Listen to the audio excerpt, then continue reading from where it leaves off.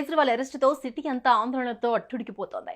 Liquor scam లొల్లి hot గా సాగుతోంది. కానీ ఓ ఇద్దరు అమ్మాయిలు మాత్రం ఎవరెట్టిపోతే ఏంటి, మా ఇన్స్టాగ్రామ్ రీల్స్ కు అడ్డు తగలకపోతే చాలు అనుకుంటున్నారు. ఏకంగా ట్రైన్లోనే దుకాణం పెట్టేశారు.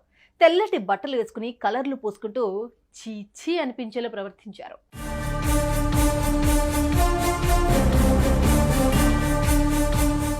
ప్రపంచం ఎటన్నా పోని, నేను బాగుంటే చాలు, నేను చేసే పనే నాకు ముఖ్యం. అలాంటి వాళ్ళ వల్ల సమాజానికి ఎలాంటి ఉపయోగం ఉండదు. కానీ వాళ్ళు మాత్రం వారి వల్లే సమాజం మెరుగుపడుతుంది అనే ఫీలింగ్లో ఉంటారు. అదేమైనా డిజార్డరా అనిపించేలా ప్రవర్తిస్తారు. ఇదిగో ఆ కేటగిరీకి చెందిన వారే ఈ ఇద్దరు అమ్మాయిలు కూడా.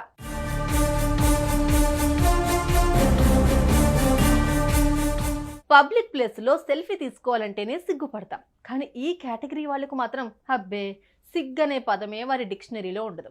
పబ్లిక్గా రచ్చ చేస్తూ దాన్ని ఎంటర్టైన్మెంట్ అనుకుంటూ రోత పుట్టిస్తున్నారు. పిచ్చి పిచ్చి వీడియోలు క్రియేట్ చేసి పబ్లిక్ను ఇబ్బందులు పెడుతుంటారు.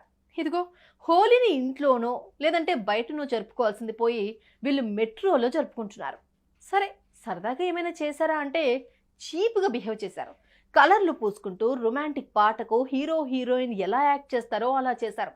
ఫైనల్గా అక్కడ ఉన్న వాళ్ళు వీళ్ళ రోత చూడటం మానేసి వారి పనుల్లో వాళ్ళు ఉండిపోయారు.